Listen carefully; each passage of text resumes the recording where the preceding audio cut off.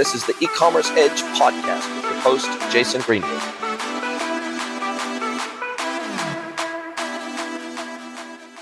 Welcome to another episode of the E-Commerce Edge podcast. Now, before I introduce our incredible next guest for you, I would like to encourage you to go to your podcast engine of choice, wherever you're listening to this or watching this on, click the follow button and or the share button and share this with somebody that we now have over 430 episodes in our back catalog. So go ahead and check that out as well. And by following, you make sure you never miss an amazing episode of the podcast. Now, without further ado, I would love to welcome Shan VAHORA from Klean to the podcast. Welcome, Shan. Well, Jason, thank you so much for having me. I guess I'm lucky number 431. Actually, you'll end up probably being maybe 440 or something like that, just depending on when your episode actually drops, because I do record these in advance. So you'll probably, I don't know, you might even be lucky number 450 straight up. We'll see. We'll see when it lands. Fantastic. No, honored to be here and very much looking forward to the conversation. Me too, absolutely. And you were mentioning off air that you have listened to a few of the previous episodes, so you know how I roll. Absolutely. No, I love your focus. I love the e-commerce business in general. It's such a great melting pot of different types of entrepreneurs that it just creates such amazing, unique stories that you would just want to hear more. And as an entrepreneur myself, it's an amazing privilege to just be part of the whole ecosystem. But yeah, I love the podcast, and I love to be part of it. Thank you so much. And I certainly feel the weight of the world on my shoulders to a degree in that respect, because my goal is always to create a platform, an environment where entrepreneurs can shine, leaders can shine, and send the ladder back down again, because this industry has been so amazingly good to me over the last 24 plus years. And so I always love being able to put people like you up on the pedestal and let you tell your story from your perspective, and then share the collective learnings with everybody. And I'm an absolute firm believer in the fact that a rising tide floats all boats. So I'm really looking forward to our conversation today. But before we get into Klean and what it does and how it does it and what's unique about it, and in all transparency, I've never used the Klean platform before, so this is going to be as much of an education for me as it is for my audience at the same time. But before we get into that, what drew you into this wonderful world of e-commerce, digital, brands, retail, conversion? Your platform and technology works across a broad spectrum of how you help retailers, but you have been in strategy before. You've been a strategy consultant. You've been in strategy and growth for very large global companies, Caterpillar, etc. But what initially drew you to this industry in the first place?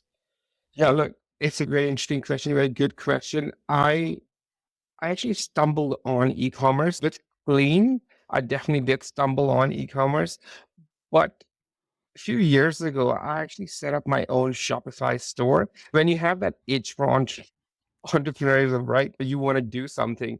And actually, e-commerce is one of the lowest barrier entry business there is. That way, that if you can spot a fantastic product in a different country, you can, make it to your home country and set it up on Shopify or WooCommerce or what have you. You can be an entrepreneur straight away.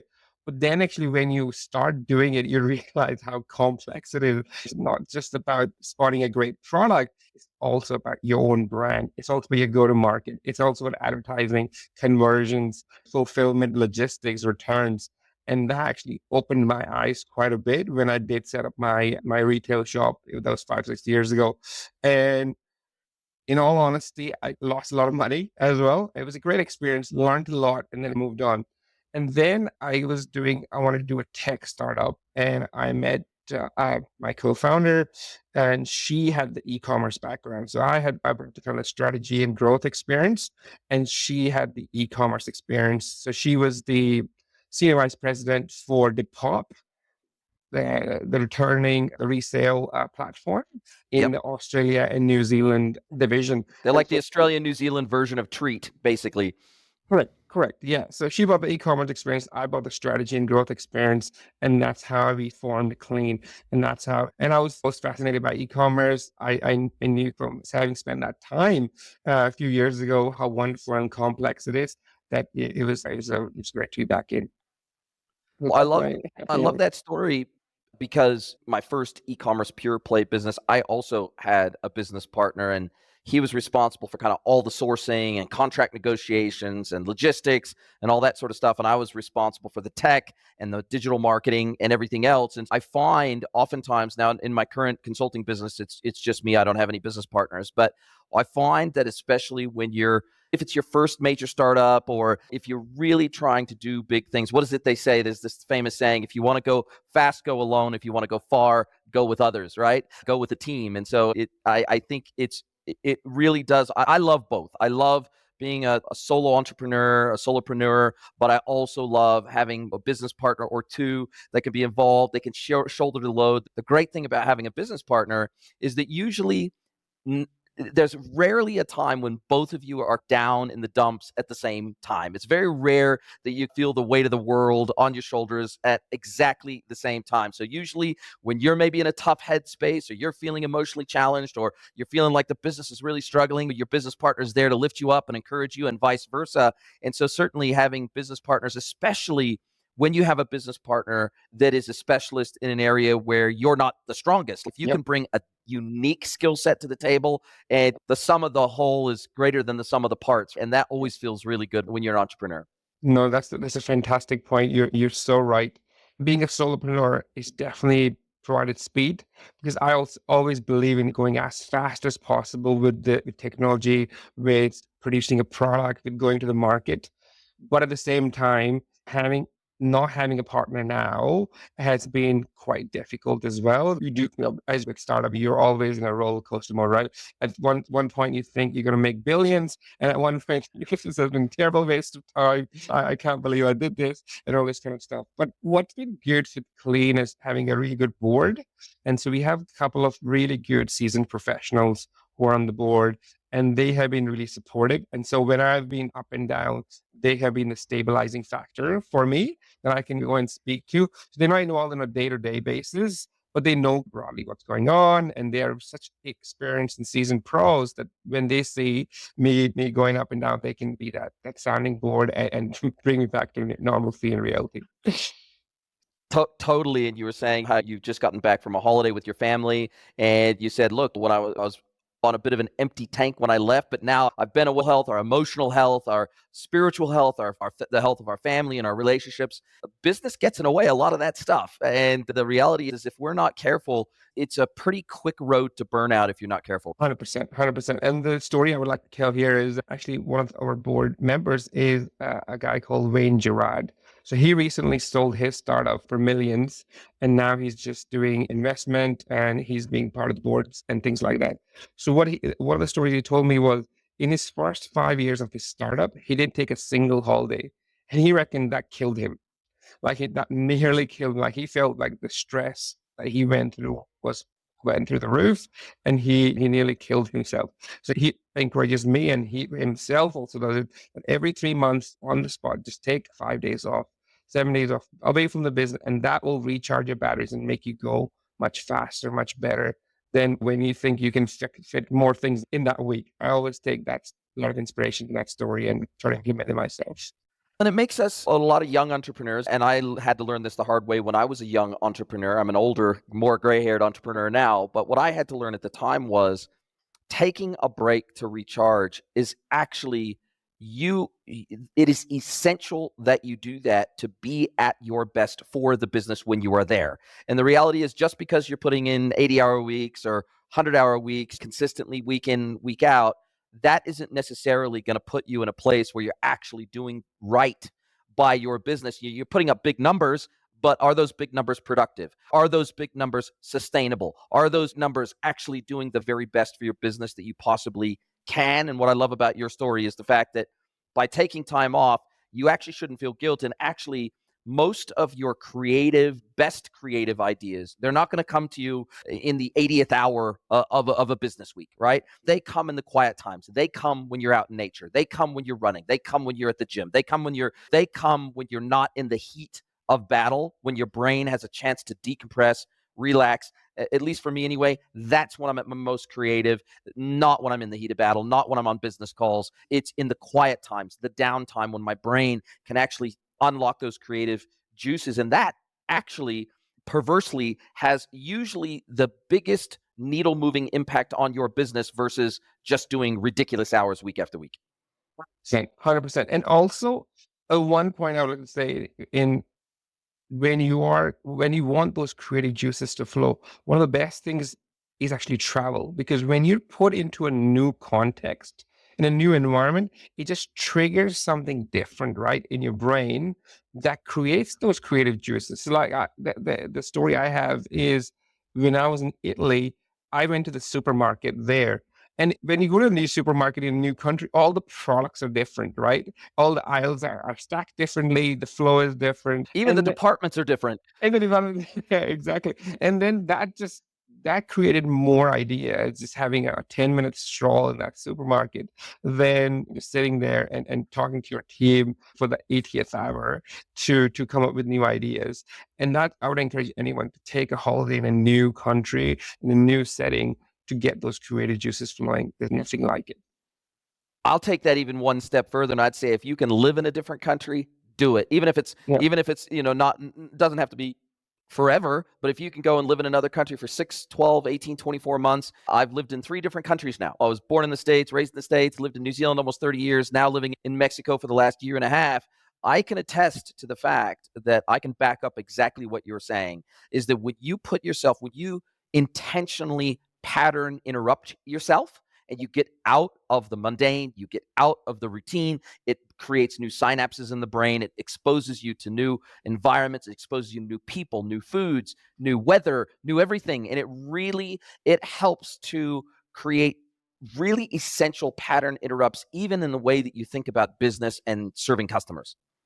100%. I think what the best thing it does is when you've been to a few different countries in a few different contexts, what you can then look at is, okay, this is the same spaghetti, but how does Italy do it? How does Australia do it? How does Mexico do it? How does New Zealand do it? And so when you do that, when you have that context, then you can see the pattern recognition much better, right? Because you have that view, that 10,000 feet view that you need to see what's different. And that's very powerful. That's what creates the value, in my opinion. That's what creates new creative ideas that can go on to become interesting businesses, interesting products, and things like that. I think, and this will lead directly into talking about Klean more directly, I think the final thing that it does for me that I think is probably the most important outcome of both travel and living overseas is it hones your empathy gene. It cultures your empathy gene. It puts you in a position where you realize there are different people, different countries, different ways of doing things. We're all one in the sense that anything I do in my little pocket of the world, it affects that butterfly effect. It affects other people around the world, whether I realize it or not. And when I go there and I see the effects of American style capitalism in different places around the world, but then I see alternate ways that it's done in Southeast Asia, or I see different ways that it's done in Latin America, or I see the different ways that it's done in Europe. When you can see the world through somebody else's lens or somebody else's eyes, it cultures a whole new level of empathy that's very difficult to get any other way. And it definitely, they say walk a mile in someone's shoes, but literally going and being in those communities. It's one thing to see them online. It's one thing to watch a YouTube video. It's one thing to have somebody tell you about those things because they went to that place. But once you're there, and once you're literally walking your dog down the street and you're interacting with your neighbors and you're getting to know them and you're going out to dinner with them, it's a totally different level of empathy. And what you realize is we're all fundamentally the same. There's very few people in the world that actually want to become ultra wealthy and to dominate the world. Most people just want to have a nice life. They want to be able to contribute to their family and their community. They want to be able to have some nice things around them, but very few people are out there trying to slay, so to speak. They really just want to live a good life and do right by their communities. I love that. And what I love about that is your technology helps make that easier to do for brands. And that's a really critical part of Klean, isn't it? What the vision we always had with Klean was, how can we do e-commerce for good? And how can we align the brand values to what the customer believes in as well? And that's how Klean was born, which is all about impact at checkout. We have a number of brands that are doing different kind of impact in terms of what they believe in. So we've got one brand, which is Arms of Eve. They are a jewelry brand. They help take care of for predominantly a female demographic, and they've gone with female empowerment. They've gone for preventing domestic abuse and real things like that would speak to exactly that demographic. And they get to donate $1 every time they make a purchase, and that's been a super powerful thing for them, and it's grown and grown. So that's why we believe in doing impact with e-commerce.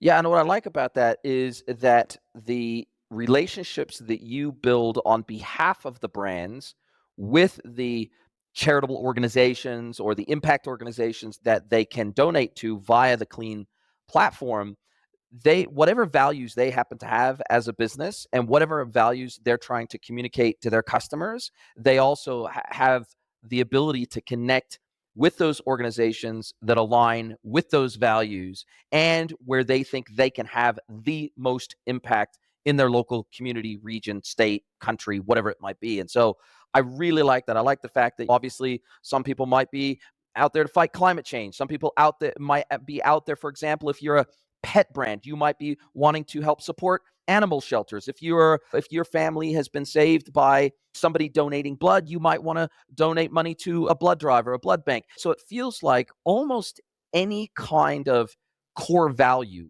that you have as a business that's important to you beyond making a buck, it feels like you are able to facilitate a direct connection, or it's like a triangular connection. It's a connection between the brand, the customer, and the cause, right? It very much feels like three legs of the stool.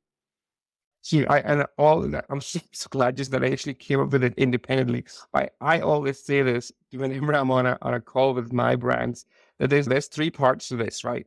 You need to care as a brand, your customers need to care, and the impact needs to be relevant to those brand and that customer. If you get those three, that's when the magic happens. And that's when you get repeat customers. That's when the average order value goes up. That's when you get a better conversion. And I'm so glad you actually independently came up with that, because I honestly literally use that triangular mechanism every time I'm gonna call with to get the brands. Wow, amazing. And look, there are a few other platforms out there that have tried to do similar things where they, maybe act in trust. They hold funds on behalf of the brand, and then they can release those funds at a certain time, back to the brand to give to a specific cause, and they'll monitor that and keep them accountable for that. But what I like about your platform is that you actually make this, it's not just a values aligned platform, but you actually make this super easy for the brands to execute on, because a lot of brands want to do this kind of thing, but they go, I don't even know where to start. I don't know how to vet some of these organizations. I don't know whether I can trust them, whether I can't trust them. I don't know how much of the money we donate to them is actually going to go to the cause versus to running the organization. I feel, even as an individual, sometimes I feel we hear scandals with some benefit organizations, and the founder of the organization takes the money and runs, and they disappear and never to be heard from again. And so I think that brands do want to do the right thing in most instances, but sometimes they just don't quite know how to do the right thing in the best way possible. And you take away a lot of that fear. You just make it so easy for brands to execute on this. 100%. And that's been a conscious effort as well. So one of the first things we did was we are not actually going to get involved on the money collection side, because we are just a facilitating platform. We are the technology that connects the consumer, the cause on the brand's website. We shouldn't be the ones who should be collecting the money and then holding the money and distributing it. We can do it if that's what you want, and if you don't have the resources to do it internally. But we always encourage the brands to do that yourself and only come to us if you have resource challenges. So that's the first thing, disassociating ourselves from the money, because that's where the challenges, like you just said, occur.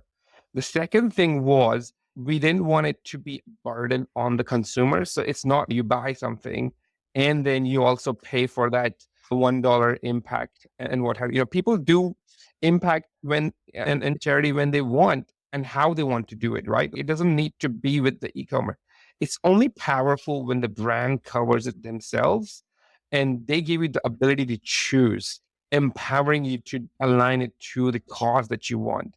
And that's been a crucial difference between other platforms that, that tell you to, can you add $1 extra to this and then pay for it yourself. We will then collect the money and then we will choose where that goes. So it's slightly different from that. You really want to empower those consumers. And lastly, it's having a choice. So it's not like there's just one thing that's there. You get to choose one of those four, right? Which one speaks to you the most? And if you've been in a domestic abuse situation or what have you, then you want to do that. And then you feel good about that, right? Okay, I had the opportunity to direct that $1 and I have done it to that organization, which will help prevent future such instances. So that's where the premise comes down to. Yeah, I like the thought that empowerment and agency are two things that are really important to consumers. And to your point, it's all fine and good for a brand to say, hey, look, we're going to donate $1 from every order to a charity, right? And just trust us that we're going to put this towards something that it aligns with your personal values as a consumer. We're constantly, and society in general is constantly telling consumers to vote with their wallet. So I think consumers are starting to get that message, right? They're starting to buy through values aligned businesses. But I think this takes it even one step further. It's saying, okay, sure, I'm gonna buy through this business. Maybe it won't 100% make the decision whether I buy through this business or not, but it's definitely going to encourage me to shop with this business. But secondarily, I have some agency over where that spend goes that's most closely aligned with my values. And I like the fact that you give basically a panel of 4 different causes or 4 different organizations that someone could choose from, because not every cause is going to resonate with every consumer, right? Even the most conscientious of consumers. Like for example, I don't have children. My wife and I don't have kids, and we don't plan on having kids. So we're probably not going to donate, for example, children's charity, but we're really into helping animals. And for example, we like helping out at animal shelters and things like that. So for us, anything related to animals is probably going to resonate more with us than a charity focused, or organization or a cause focused around children. And so that's another thing I like. I like the sense that consumers have agency over where their impact is going to be felt. 100%. And we've seen that again and again. So what we've had is a real affinity towards localization. So whenever we've had one demographic come from really one geography, we've seen that there's not a proportionate but disproportionate focus towards that impact when the consumers are from geography and the causes from that geography. So we are actually now going towards a tech where we're going to have choices based on location. If you're from, for example, Mexico and you're accessing the website, then you have 4 Mexican or Mexico-based charities or impacts that you can put your money towards. Then same with if it's Australia or US or what have you. So that's the kind of the evolution, if you like, of the impact. It's going towards that kind of localization and empowering even more. I really like that, because definitely I think, especially in Latin American countries, the priority hierarchy in these countries is God, family, community, kind of in that order. And whilst I would say Latin Americans are very generous people, they certainly, for example, I think most Latin Americans would prefer to donate to a local cause versus, say, the International Red Cross or something like that. They would almost always rather donate to something that's within their community where they can hopefully witness the impact of their giving. That's definitely a very big priority, particularly in the Latin American countries. And I think it's because of their religious roots too. I think it's the fact that it's greater than 80% Roman Catholic, that hierarchy of priorities is definitely driven partly by their religious beliefs, but also partly because of the interdependence communities here have with each other, because the state doesn't usually have as big of a social safety net maybe as in other countries, and therefore there is less of an expectation in the Latin American countries that the government is going to ride in on a white horse and save you. No, the expectation is, no, we as families and communities look after each other, not the government. And so that's a real big deal. 100%, 100%. And just going beyond even Latin America, like that, even in countries like Australia, where you can do localization by state, then that also creates that affinity and connection because people are in that community. One of the the brands that we have is this company called Wild Earth, and they do outdoor equipment and trekking and hiking and things like that. And when there has been a reforestation project in Queensland, where they are actually from and where the most of the demographic is from, that's where they are, gravitating towards, right? Because they can see, okay, there's going to be more trees out there. There's going to be more reforestation. That's a good thing. We really want to support that impact, and we really laud Wild Earth for doing that. So that it's all about localization in any kind of impact it can come into. Love that. And you guys have been doing this for about 3 years, slightly less than 3 years now. You currently, as I understand it, I'm sure you'll correct me if I'm wrong, currently your platform only integrates in with Shopify today. Is there a goal in your future to integrate with other e-commerce platforms as well to make this just as easy for other brands using other platforms? Yeah, so actually, we've been going with Klean for about 3 years, but really impacted checkout has been only available for 12 months. So we went live with Wild Earth, who was one of our first customers in September last year when the tech was actually available. There was a lot of drama and stories went behind before fundraise for money to get software developers to develop the technology, then to test it and all this kind of stuff. But really, we went live about in September last year. In terms of the what platforms it's gone on, we can actually do any platform. So Shopify is one of our biggest ones, but we are also in Marpost and Nido. We are in WooCommerce. But what we realize is actually most of the e-commerce platform on the back end are very similar. So we just need to adapt our script only a little bit, and we can integrate into any kind of platform. We're now going from just e-commerce to things like point of sale systems as well, because that some of the customers wanted to do that, to like booking system as well. So we have a hair care and cosmetics products company that they want to do it every time you do an appointment. Can you do an impact and checkout? So we're doing that as well. So yeah, there's now slow evolution into different things in different types of things as well. Love it. And developing the technology further over the next year or so. No, that's a great question, Jason. So one of the things we actually started doing when we plugged into Wild Earth 12 months ago was that we actually started seeing the data of what customers were doing, like what products were they buying, when were they buying, what channel were they using to buy, and then also the additional layer, which is, do they care about impact? If so, how much? And that has created a new dimension of analytics that goes beyond what Shopify's normal dashboard or any other dashboard can provide. So that's what we've been building for the last few months. It's that next level of retention analytics for your customers. Because it goes back to the premise, right? If you're doing impact, that only means good things, right? For the brand and for the consumer and for the impact itself. But we want this to be a virtuous cycle. We want the brands to be profitable and keep going. And if you're profitable and if you're making money, then you can do even more impact, right? And retention is a big, big part of it. And so using this data, we can really supercharge the retention analytics for our customers. We can predict, for example, is this customer likely to churn because they bought this thing at this date and this time between purchases and things like that, and whether they care about impact or not. And this gives them this platform to say, okay, we can say with some level of degree and confidence, this customer is going to buy again, and then prompt them with an impact messaging saying, okay, we'll donate $2 for this new sale that we're running because we like you so much. And then that creates that kind of virtuous loop. And I guess it also creates a channel whereby, because let's face it, it's a channel in its own right. It feels like you can also start to drive campaigns based on being able to talk about the impact you've had. In other words, okay, it's all fine and good. Okay, great. We make this available on our website. We make it super easy. We empower our customers to make the choice at checkout themselves where this money is allocated that aligns most closely with their values.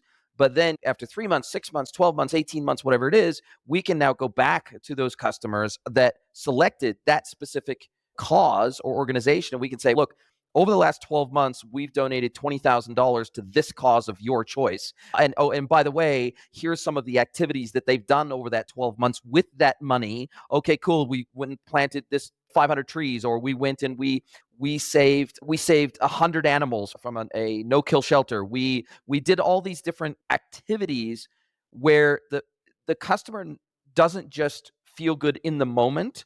They have moments of feeling good in the long term because It's a new communication channel that it is a feel-good communication channel instead of just your standard Klaviyo sends where you're sending a regular old stim campaign or, oh, here's our latest campaign with the latest products or categories that we've got on special, whatever it is, sometime in the last 12 months. Here's where the money has gone. Here's the activities that have been done on your behalf. Thank you very much. And it allows brands to stay more routinely connected to their customer without the hard sell effort.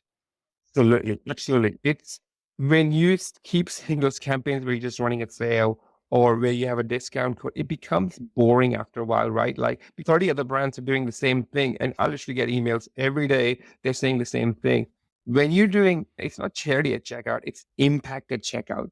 And when you can make that impact real, when you can make it so that you've helped X amount of people, you've raised such amount of dollars, you've saved so many animals, it becomes real and people can relate to that. And in this different messaging to everything else that's out there. And that really creates that engagement and that drives the brand equity, loyalty, and things like that, which makes customers coming back. And that's really powerful. And that's what we really aspire towards with our customers. Yeah, and I guess giving the merchant better segmentation, better analytics, better data, better exports into platforms like Klaviyo, so you can do segmented sends based on specific behaviors and specific outcomes that you've been able to help achieve with your customers' support. It feels like giving them additional tooling to be able to drive those feel-good communications is a really important part of the platform. 100%, 100%. So it's not just a platform where you have that impact at checkout and you set and forget, right? That's a platform which is now helping you convert more customers, but also now creating this new type of data analytics, which you can just take away and actually create campaigns based on it, whether it be your best customers, your impact-led customers, dormant customers, loyal customers, and what have you. And that is the power of data analytics that's really come through in the last 12 to 24 months, which takes it to that next level. It's not just set and forget. It's a platform which can help you forever. Yeah, and I guess also, I don't know if you guys are integrated with platforms like Klaviyo, other marketing automation, other CDPs, but if I can pull out those customer attributes and I can plumb those in as profile properties, then I can actually drive segmentation. I can attach those properties to those customers, and then I can actually treat them differently in terms of the personalization and the marketing messages that I send to them. I can actually personalize that a lot more because now I've got a much more rich profile set to be able to do that segmentation with and drive the specific outcomes that we're looking for. Absolutely. So what we realize with impact-led customers is they spend 20% more on average order value than your normal customers. They are also more loyal, so they come back more often. And generally, the lifetime value of those customers is a lot higher. So with our platform, you can easily identify who those impact-led customers are. It could be 20% of your cohort, or it could be 40%, depending on what kind of brand you are and what kind of products you sell. And so then you can take that data and really take it to, for example, Meta, and say, this is what 1,000 of my impact-led customers like. Find me more of those Create a customers. lookalike, right?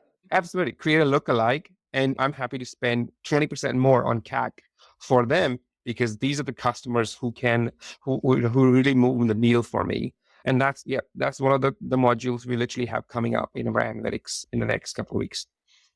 Wow. Amazing. And how do you guys make your money? As I understand it, no money comes out of the donated funds. That you're just charging effectively a transaction fee to the merchant for facilitating that transaction and helping to drive those higher conversion rates, higher retention, higher AOV, etc. You're effectively charging them a SaaS fee via a small transaction fee associated with those transactions. So it varies anywhere from $50 to $2,000, depending on the number of transactions that you have and the number of modules you're using. So it's a very simple pricing model. It's literally based on number of transactions that you have. So we have some customers who are on like 100 transactions a month, and then we have some customers who are on 15,000 transactions a month, right? So it's just a different level of volume. And for us, it's a cost-based rating, right? So it's how much server it uses, how much data storage and all this kind of stuff. So that's what drives the pricing. It's very transparent. It's not on we are waiting there to do profit sharing or anything like that. It's literally between $50 and $2,000 depending on the number of transactions, and that's what it is. And it's month to month as well. So if you stop seeing value from it, you can always just say no and say, I can do this myself or use some of the analytics. But we are so confident that it's working that we are doing it month to month. And where are you finding the most success in terms of getting merchants on board with this idea and with the platform? Is it ANZ? Is it North America? Is it Latin America, Asia? Like, where are you finding that you have the strongholds of merchants that really feel that this is important to their brand, their business, and ultimately important to their customers? Yeah, no, so we are Australian business, and we actually only ever targeted Australian businesses. Few of the brands that we have, they have some posts in America, for example. So Arms of Eve has an American website, so we are also live on that. So we've had some exposure to international market but because we've only been an Australian business and been in Australian market, that's majority of where our customers live. If you talk about the categories, though, some of the most well-fit categories are things like outdoor. And as you can imagine, with nature and environment-led impact, it's been beauty products, beauty and skincare, anything to do with which has predominantly a female demographic. That's been quite popular. And the third one I would say is household. Again, very, very female-centric, but anything that help with household stuff, household equipment and things like that, that's been quite popular. So those are three of our most popular kind of categories. And I guess as you continue to expand your reach in terms of the partner organizations that you work with and being able to localize those in different countries, regions, states, et cetera, then that's going to give you an automatic lead in to be able to have those discussions with other brands that operate in very different regions to Australia. 100%, 100%. Even now, if a brand comes us from America, we can easily do this for them. We hold a workshop to say, what are your brand values? What are your things you believe in? What is your founder-led vision? So we take that and then we will derive those 4 impact partners that you're working with. And then we can go out and research which ones are the 4 best ones for them, and then establish the partnership, and then they can go live. So that's not a challenge at all. We do this all the time. But in terms of like proactively going after America and other regions, that's something on the roadmap. We want to do this properly with the right kind of marketing and go to market and things like that. So we'll plan to do it that way. Makes complete sense to me. Now, look, this has been a fabulous conversation. Love the idea behind the platform. Love what you're doing. Love the whole sense of, community feel. Love the sense of social responsibility, because I think a lot of brands, they want to have a social conscience, or maybe they have a social conscience, but they don't know how to realistically execute on that social conscience. And so I feel like this is a great enablement platform to be able to make that happen. So congratulations on putting something together that really is good for people, planet, community kind of thing. And I really love that focus that you have, and the local focus that you have. I especially appreciate that. Now, as we come down to the end of our time together, this is where I get to flip the script. I get to hand the microphone over to you, let you ask me one question, any question you like. It can be personal or professional. So, Mr. Shan VAHORA from Klean, what is your question for me today? Yeah. With B2C, there is a very easy channel for showcasing your impact. But Jason, you are the B2B expert. So how can B2B companies do this better? I would love to brainstorm your knowledge and your expertise in this area to say, how can B2B companies do this better? Yeah, look, I think that there is an increasing, I would say, just as B2B is probably about a decade behind in terms of digital maturity, just as they are like a decade behind their B2C and D2C counterparts today, I think they're probably about a decade behind their sense of social conscience too, right? Like I'm not saying that these large B2B brand owners don't have a social conscience. I think that they haven't necessarily ever even considered extending that individual social consciousness that maybe the founders have or the family members have or whatever. I don't think they've necessarily connected the dots that, hey, I can extend this into my business and through my business. They've always just maybe taken it upon themselves to say, look, these are the causes I care about, so I'm going to personally donate to these causes, or I'm going to personally be the face of these causes. But I think just as B2B is going through a very rapid digital maturation process, primarily because over 60% of US B2B buyers today are now millennials. So they're being forced to evolve digitally. They're being forced to offer self-service e-commerce, EDI, punch out, e-procurement, all those things. They're being forced to do that, not because they want to, but because their customers are saying, hey, look, we're going to gain 3, 4, 5% of efficiency if we buy off of a supplier that can supply us digitally. Then we're going to gain efficiency in our procurement process. And in the B2B world, margins are razor thin. So if I can save 1, 2, 3, 4% on my procurement process with digitalization, I'm going to take it. And so they're saying, hey, look, if you don't offer us digital channels, we're going to find a supplier that will. And so I think just as they are rapidly maturing digitally, they are also going to more rapidly mature from a social consciousness perspective too. And their buyers, their millennial buyers in particular, are going to probably eventually demand that, just like they demand service through digital channels today. So I think it's probably a very natural evolution that is going to happen in the B2B space. It's something that I think the market is just really young. It's very nascent. It's not we see brands, the largest global manufacturers that are manufacturers, wholesalers, and distributors. We see a bit of greenwashing there, just like we do in the B2C and D2C world. We see a little bit of faux social consciousness, putting the blackout on their Instagram profile for BLM or whatever, right? We see a little bit Me Too-ism, so to speak, with these large global manufacturers. So I think that the smaller, more regional players in the manufacturer, wholesale, and distribution market, they'll probably get religion around social consciousness first, whereas the largest global manufacturers, they're really just focused on how much money can we make and how fast can we make it. So I think it's coming, but I just think it's it lags the B2C and D2C world by a little bit, unfortunately. Yeah, a good answer. It was a difficult question. Yeah. It's much more harder, right? One of the things we always say in the B2C world is, you're doing all these amazing things, right? But it's all sitting on the impact page, or this page that nobody ever visits. Just bring it to the checkout and you can show it to the entire world. But it's much more harder in the B2B world, right? Like when the digitalization is not even there, or the procurement part, or the things. So it's much more difficult to then bring a sophistication, which is not even come to the B2C to that degree yet, to now bring it to B2B. So I completely agree with you. You're completely on the point there. And one final thing I'll say about this is, I think in the B2B world, $1 would be laughable. Whereas obviously if your AOV in the B2C and D2C world, if your AOV is $100, then $1 might seem, or if your AOV is $80, $1 seems like a fairly significant per transaction donation, right?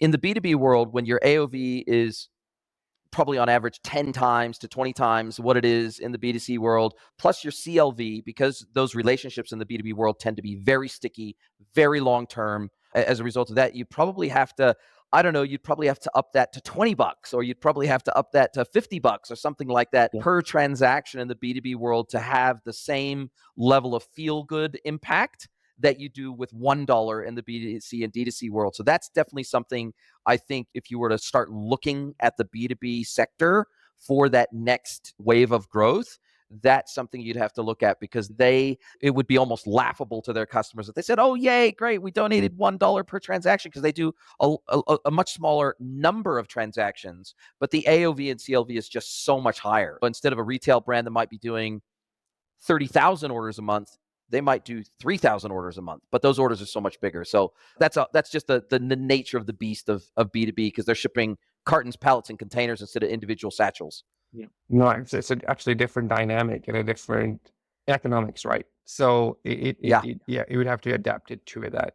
One of our business does 1%. It's a $1. So 1% would make sense in that case. Totally. Yeah, because then it can adapt to whatever the AOV is. But yeah, different unit economics, different kind of business model for sure. Totally. No, but I love it. I love where your head's at. And I'm hoping that, I hope B2Bs get religion about this, because I think they have an outsized ability to influence and create impact versus their B2C and D2C counterparts. So I do love that. Now, I'll put your LinkedIn profile into the show notes, as well as the link to the Klean website. Now, just for everybody that thinks it might be spelled Clean, it's Klean, and the website is Kleantech, so cleantech.com.au. I'll put that in the show notes. But other than that, how do you like people to get a hold of you if they want to talk about your technology, if they want to speak with you about e-commerce, if they want to just reach out? What's the best way to get a hold of you? Reach out to me on LinkedIn. You can reach out to me on just Shan at cleantech.com.au. There's an info at cleantech as well. There's an information page on Cleantech. So any kind of way we want. The LinkedIn is probably the best. Love it. Love it. Listen, thank you so much for your time. I really appreciate it. And I can't wait to speak to you again soon. And maybe in another 6, 12, 18 months, I'd love to catch back up with you again and find out where Klean has gone in that time. Are you a B2B or D2C e-commerce merchant? Then head over to greenwoodconsulting.net to learn how we can help you scale your business.